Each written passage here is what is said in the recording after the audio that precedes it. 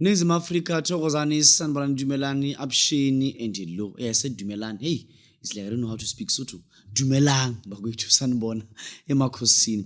This is Dr. Oti kehla lamakhehla nyangenkulu yase Ningizimu Afrika. Bakwethu kuyimanje ngishoota ngise Durban eBaleria Hotel in the 5-star hotel langilele khona kuyimanje la ngikhona bengivakashela ikhetha lamakhehla inyanga enkulu ubaba udokotela amen oyikuthi wathatha ubunyanga abubeka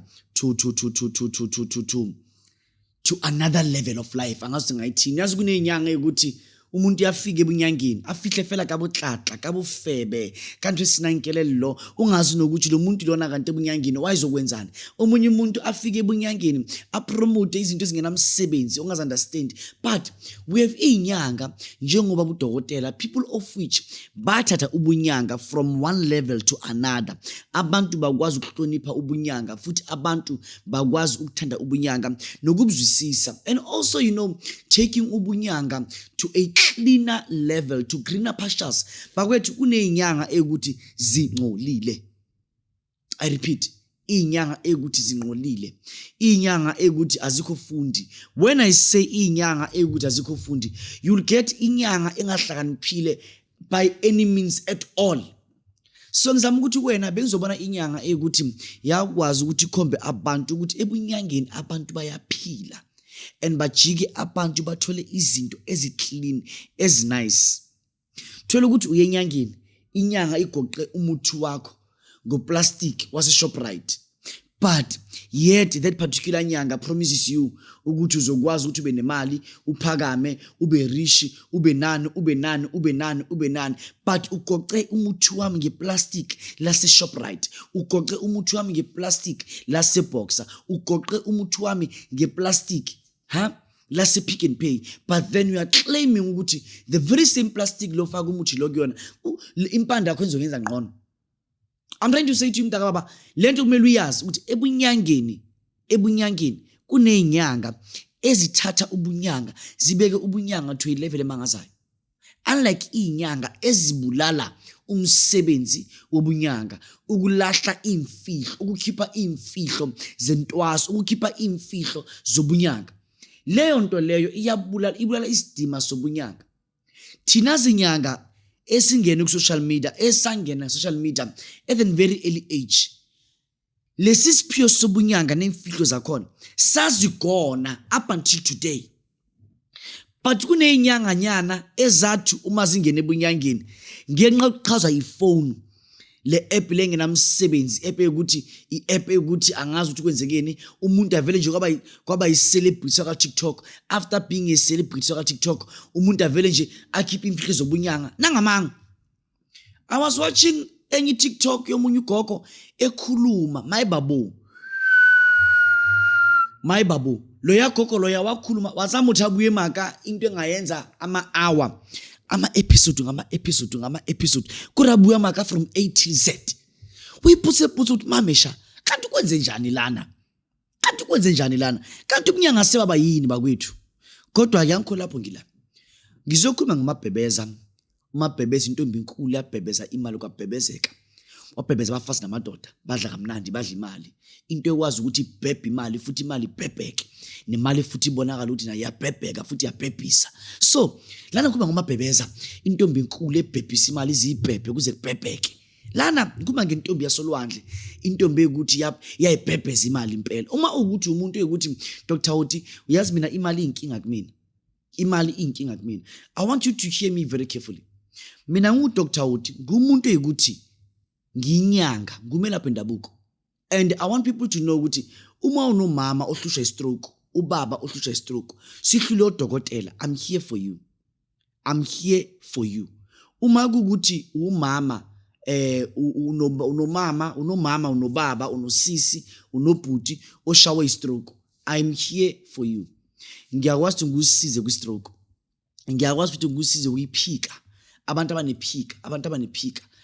abane-asthma kuyawuthusa lezi zifo ezinkulu unesifo esibi esingapholi njenge-cancer akuna muthi okwazi ukuthi uresponde kwisifo onaso lapho ke please do make sure that uyeza uzobona umkhuluthi, uzobona uDr Uti, uzobona inyanga enkulu, inyanga enhle, umkhulu ukuthi uclean ngendlela emangalisayo. Abantu mufike kumina usufika inyangeni ukuthi manje usufike ususeduze nezulu, ususeduze nezulu.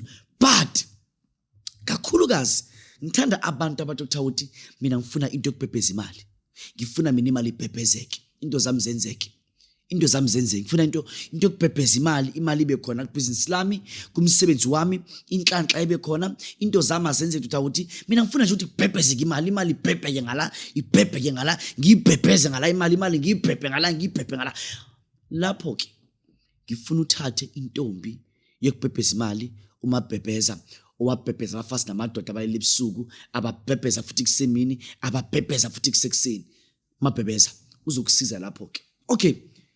Lana ke I want to talk about umabhebheza on a lower level. Sinomabhebheza ka 1,500 rands. Leyo mabhebheza loyo uyisigezo. Lo mabhebheza loyo umugeza ngaye, ngifuna ngizwe kahle mntakababa. Lo mabhebheza umugeza ngaye, ubiza imali, ubiza inhlanhla, ubiza ukuphumelela, ubiza ukuphakama, ubiza ukuya phambili. Sibe nomabhebheza esithi kuwena lapho ke ngidinga ukuthi ugunde amashishi wangaphambili. Ngiyayiphinda lento. Lapho ke sidinga ukuthi ugunde amashishi wangaphambili. Uguda amaboya kaklasi, ugunde lamashishi wonke. Umuqeda ugunde lamashishi asemakhwapheni. Ugunde inwele ezincane la ekhanda. Umuqeda uyaziphatha uzifake kumabhebheza. Umabhebheza loyo ke ka 5.5.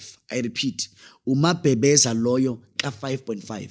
Lapho usuke uthi Dr Uti, mina ngifuna ke manje umabhebheza wenhlanhla on a higher level. Siqala ukumkhipha loyo nge 5.5, 10.5, 15.5, 20,000.5. Lapho kwenzani? Ugunda amashishi, unsa amashishi akho phela amashishi akamhlophe, lamashishi akho ngenamsebenzi adubulile, awakusize nga next but unamashishi agqwela amashishi, maboya tethi senana, hana musebenzi, mamela ke wena, maboya utlamitsi wakuti, wafanga la kumabhebheza. Umabhebheza uyawathanda amashishi.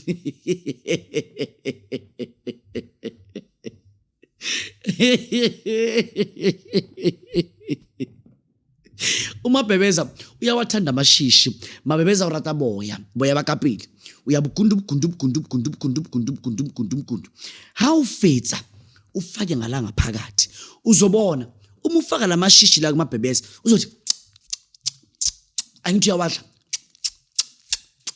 Angithi emva kalokho ufakani? Ufaka imali ewuhlweza. You can put something like 3,000, you can put something like 2,000, you can put even 1,000, you can put even 500, as long as imali yakho na kurili chelete yadi kuthiwa ile nto le yadi ewuhlweza ama-coin uyafanga la kumabhebheza. Uma ufaka uzombona ethi methi uyadla, uma edla uzokupha nawe.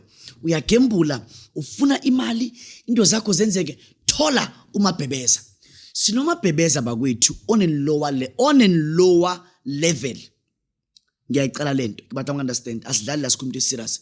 Sinomabhebheza number 1 kamalini ka 1.5, yisigezo senhlanhla, especially uma umuntu ukuthi ufuna increase emsebenzini emali, ufuna inhlanhla zemali, ufuna ukuthandeka, akunikeza amadoda akunikeze imali, ufuna ukuphakama, umabhebheza owabhebheza imali omdingayo.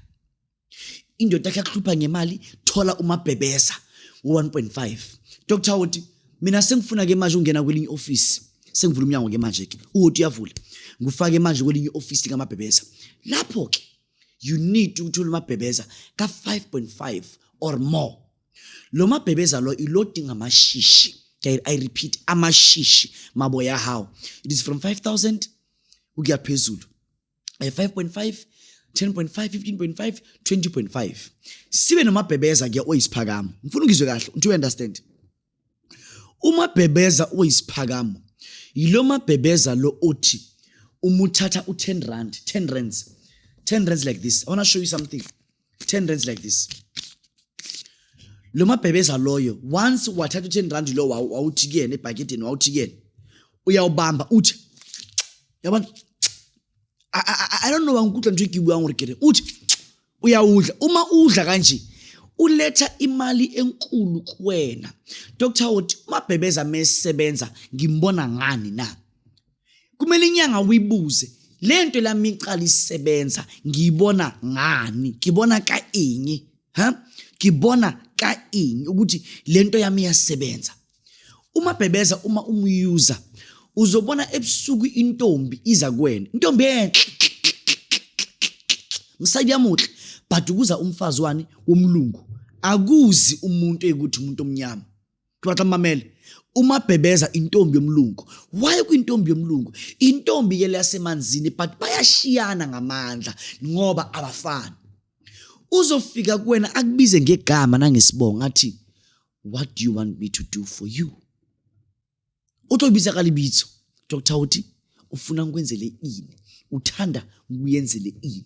Utlo ubutsa wena uzabe usuyasho ngifuna lokhu nalokhu nalokhu nalokhu nalokhu nalokhu nalokhu nalokhu.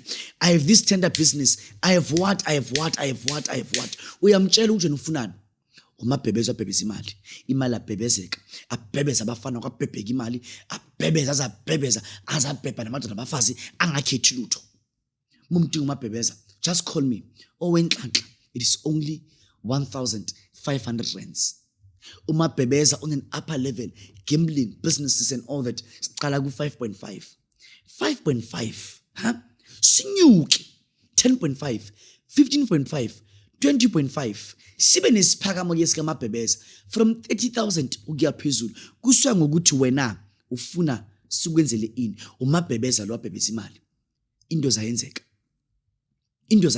So, ngikhuluma na kwinyanga yoMpedi TV. Ngibonga ama subscribers ayakhula. We are now sitting at something like 59,200 subscribers. Wow. Yeah, inkulu indaba. Let's push bakwethu. Let us reach December time sihleli ku 100,000 subscribers. Inyanga yoMpedi TV it's a legacy. Inyanga yoMpedi TV nanoma sengekho emhlabeni kumele bahlala belaphi bendabuko bakhulume ngeimpande zokusiza abantu ngoba it's all about reviving lives and ukusiza abantu, reviving lives and restoring lives. This is Dr. Uthi Khehla Makhehla, inyanga enkulu yase Ningizimu Afrika. La sikhuluma ngomabhebeza, isihlahla esiyikuku lemali. Umabhebeza ikuku lemali. If umuntu ukuthi you can understand ngenkulumo umuntu omdala, into ekwazi ukuthi inye kuphela emhlabeni ayikho enye into. Siyabonga.